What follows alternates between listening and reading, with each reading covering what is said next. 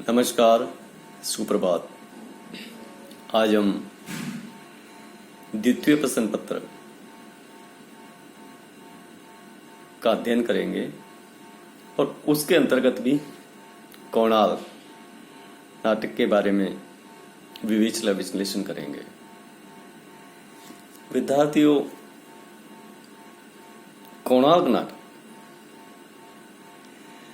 प्रसादोत्तर काल के प्रमुख नाटककार जगदीश चंद्र माथुर का रचित है। इसके बारे में हम विवेचनात्मक विश्लेषण करेंगे। उससे पहले जगदीश चंद्र माथुर के बारे में जानना आवश्यक हो जाता है।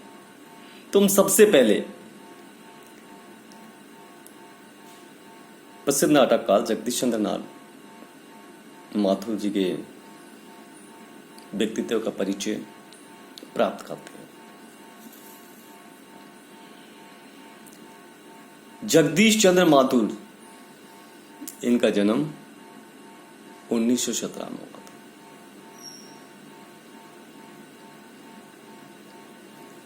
माथुर जी प्रमुख लेखक और नाटककार के रूप में जाने जाते हैं।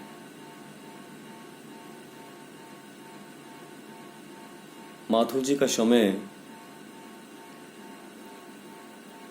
वह समय था जब देश लंबे अरसे के स्वतंत्रता संग्राम के संघर्ष के उपरांत स्वतंत्र हो चुका। वैसे तो माथुर जी स्वतंत्रता से कुछ समय पूर्व से ही रचना करना प्रारंभ कर दिया था, परंतु उनकी अधिकांश कृतियां स्वतंत्रता के बाद की ही लिखी गई हैं। अब हम स्वयं आंकलन कर सकते हैं, सोच सकते हैं, विचार कर सकते हैं कि स्वतंत्रता के उपरांत हमारे देश के सामने, हमारे सामने, जनमानस के सामने क्या क्या समस्याएं होंगी, इनका अध्ययन हम करते रहते हैं और ज्ञात होता है उन सभी समस्याओं को आधार बना करके साहित्यिक रचनाएं लिखी गई। तो क्या नाट्य कृतियां इनसे अछूती हो सकती हैं? यह संभव नहीं है। तो अधिकांश कृतियों में भी इतिहास और समकालीनता का सम्मिश्रण करके विषय वस्तु के रूप में चुना गया।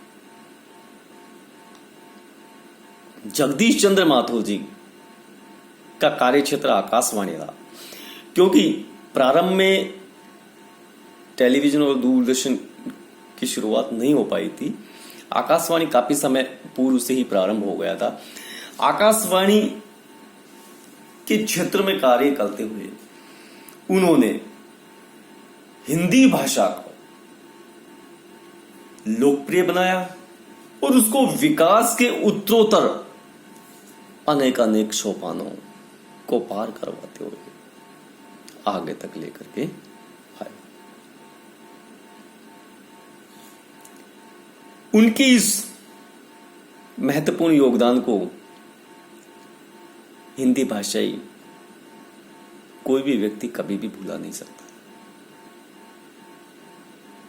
क्योंकि उस समय आकाशवाणी जन जन तक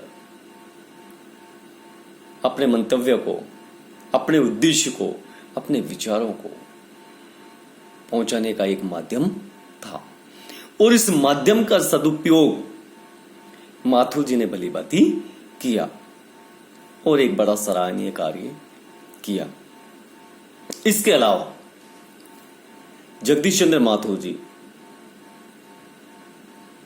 नाटक के प्रमुख रूप से रंगमंच के निर्माण, रंगमंच के निर्देशन, अभिनय के संकेत में दक्ष थे, पारंगत थे और अपनी प्रतिभा के बल पर उन्होंने इस क्षेत्र में महत्वपूर्ण सफलता अर्जित की।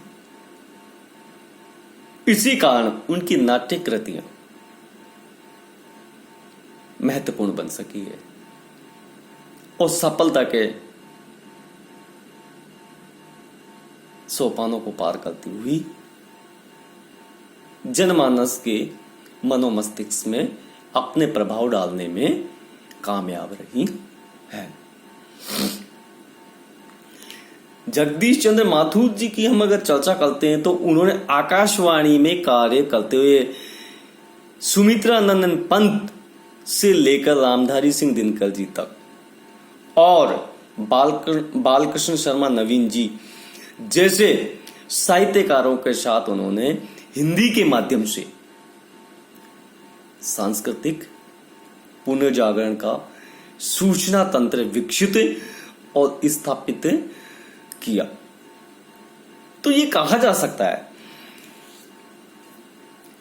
ये निसंकोच कहा जा सकता है कि उन्होंने हिंदी के प्रकांड विद्वानों, प्रमुख साहित्यकारों, चाहे आप पंत जी को ले लीजिए, चाहे आप दिनकर जी को ले लीजिए, चाहे आप बालकृष्ण शर्मा नवीन जी को ले लीजिए, ऐसे विद्वानों के साथ मिलकर के इन्होंने हिंदी के माध्यम से माध्यम बनाया इन्होंने हिंदी को, और हिंदी के माध्यम से इन्होंने सांस्कृतिक पुनर्जागरण को स्थापित करने में और उसको विकसित करने में सराहनीय कार्य किया।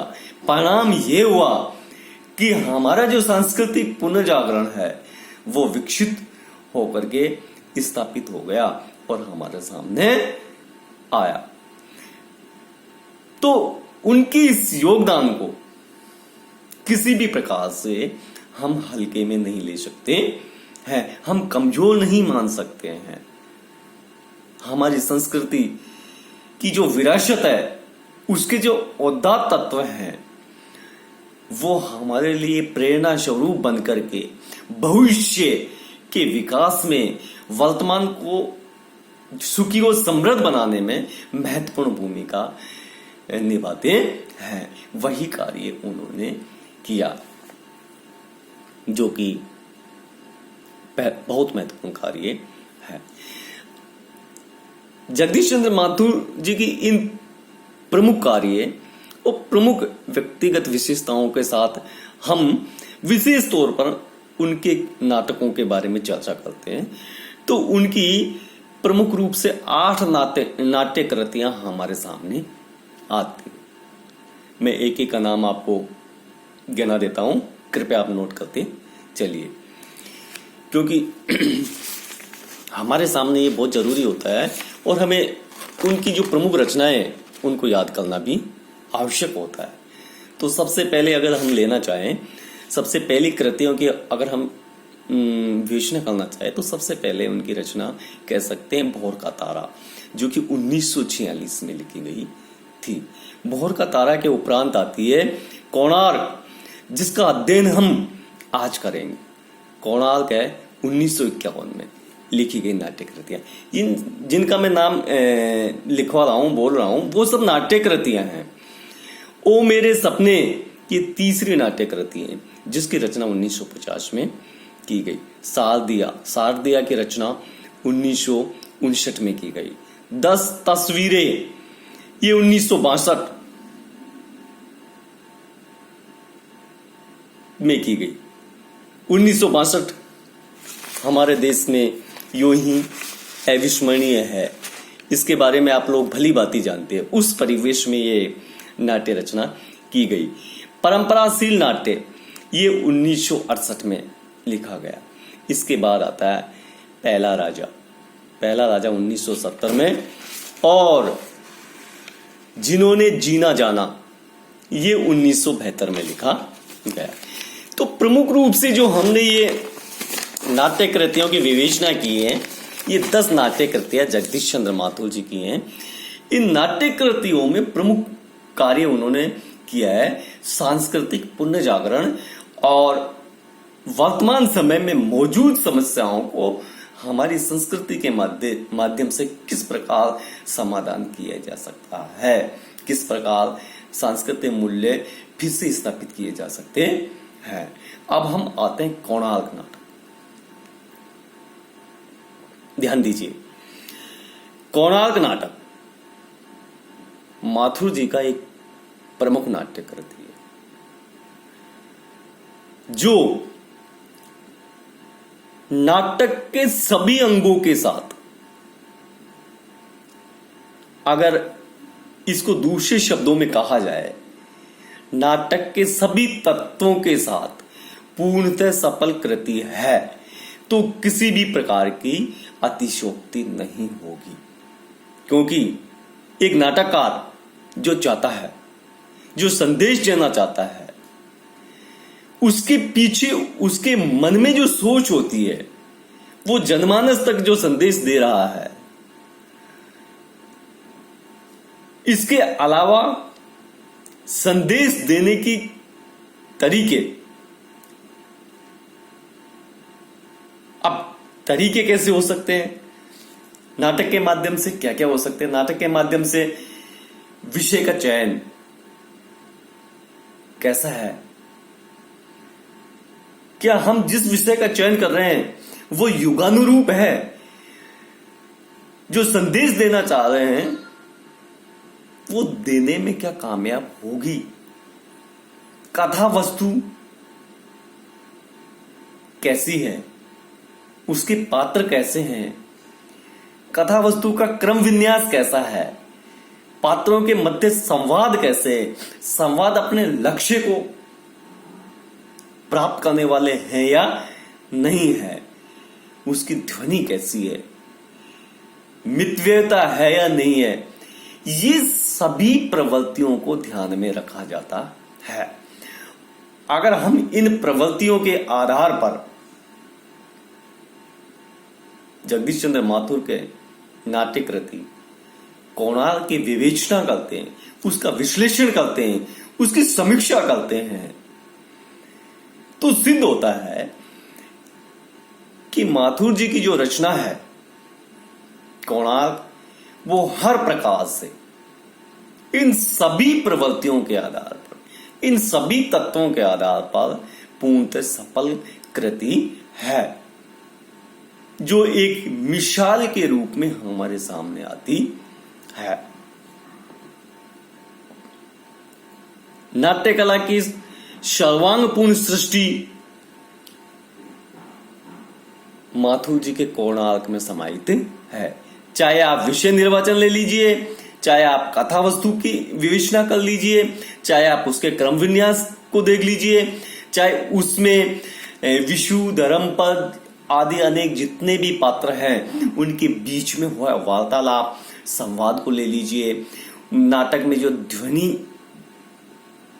का संकलन किया गया, ध्वनि है, उसके बारे में विवेचना कर लीजिए, इसमें जो मितव्यता दर्शाई गई है उसको देख लीजिए। सबके सब बिल्कुल सटीक और जो कहेंगी एक दक्ष कलाकार के द्वारा किया गया विनियोजन है। इतना ये नाटक कृति के बारे में हमने जो देखा, इससे सिद्ध होता है कि ये सफल नाटक कृति है। अब इस नाटक में देखिए क्या दर्शाया गया, छोटे छोटे अंकों का समायोजन करके एक विस्तृत युग या एक विस्तृत समय अवधि का समावेश कर दिया। बहुत बड़ी समय, बहुत बड़ा समय है, एक बड़ा युग है, उसको छोटे छोटे अंकों में समायोजित करके ऐसा लगता है कि मानो गागर में सागर भर दिया हो और उसी की तरह वो झलक रहा है, प्रतिबिंबित हो रहा है। माथुर जी ने दो नई दृष्टिकोण, दो नए तत्व और सामने ला दिए। पहला उपक्रम और दूसरा उपसंहार। ये लेखक की मौलिक प्रयोग है, ये लेखक की मौलिकता है। अगर हम कोणार्क के बारे में चर्चा करें कि कोणार्क नाटक में लेखक ने क्या मौलिक प्रयोग किए, तो हमारा ये जवाब होगा कि उन्होंने इस नाटक में उपक्रम और उपसंहार जोड़ करके अपनी मौलिकता का परिचय दिया है। नाटक की सीमाएं ध्यान दीजिए।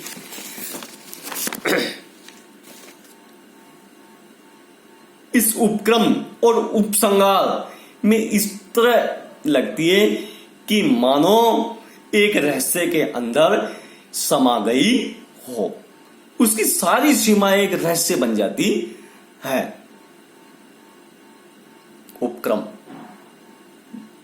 जो कि जगदीश चंद्र माथुर जी ने इस नाटक के माध्यम से किया है, वो आंखों के सामने एक विस्तृत ऐतिहासिक युग को ध्वंस होते हुए उसके जो ध्वंस होने के अवशेष बचे हैं, वह कल्पना के समुद्र की तरह आर पार उद्वेलित होकर के हमारे मानस में, हमारे मन में, हमारी भावनाओं में जग जाते हैं। उपक्रम के माध्यम से यही बताया उन्होंने कि जो ऐतिहासिक युग था किस प्रकार विनिष्ट हो गया, उसके अवशेष जो शेष हैं वो एक सागर की तरह, सागर के लहरों की तरह हमारे मानस में उद्वेलित होकर के साकार हो जाते, हमारे सामने आ जाते हैं। कलाकार का जब जीवन बदलता है, उसके जीवन में परिवर्तन होता है, तो वो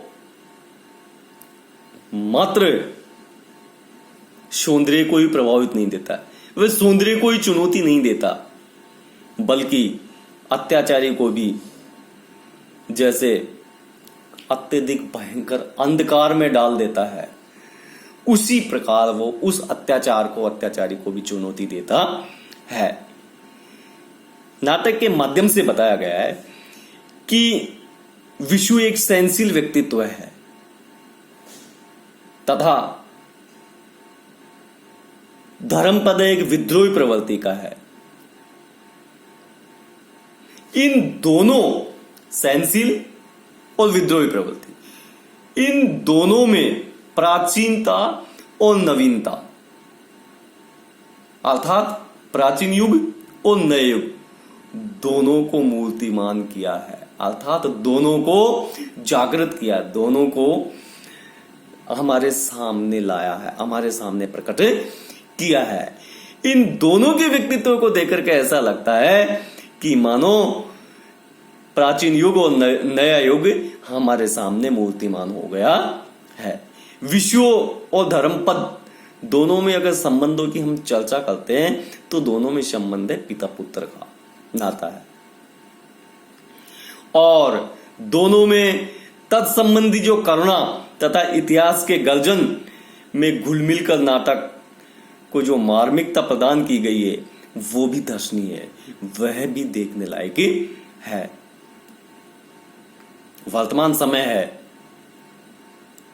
वर्तमान की चर्चा इसलिए कर रहा हूं क्योंकि इस नाटक की रचना 1951 ईस्वी में की गई थी। 1951 वह समय था जब हमारे देश के सामने, हमारे जनमानस के सामने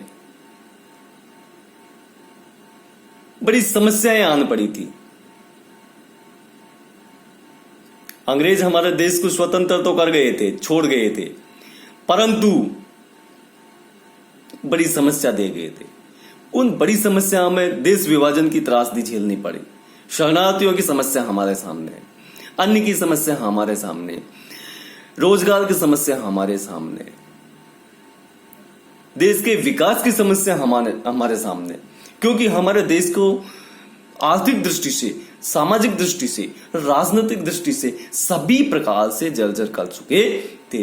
इन समस्याग्रस्त समय में रचनाकार का मानस भी उद्वेलित और आंदोलित होता है, और कहीं न कहीं वह चाहे इतिहास का सहारा ले, चाहे पुराणों का सहारा ले, चाहे वर्तमान समस्याओं को देखे, कहीं न कहीं वो इन समस्याओं को नजरअंदाज नहीं करके अपनी रचनाओं में हमारे सामने लाता है। ऐसा ही जगदीश चंद्र माथुर ने कोणार्क के माध्यम से किया है। आज का जो संघर्ष है, संघर्षपूर्ण युग है, वो जर्जर हो चुका है। इस युग में, इस जर्जर युग में कोणार्क द्वारा कला और संस्कृति अपनी चिरंतन उपेक्षा का विद्रोहपूर्ण किस प्रकार सामना करती है, ये संदेश कोणार्क के माध्यम से हमारे सामने मातु साहब लाए। तो कुल मिलाकर ये कहा जा सकता है कोणार्क अपने उद्देश्य में, अपने नाट्य तत्वों में पूर्ण रूप से एक सफल कृति है। अब हम अगले वीडियो में एक एक पात्र, संवाद, कथोपकथन, भाषा शैली आदि सब का विवेचन करेंगे।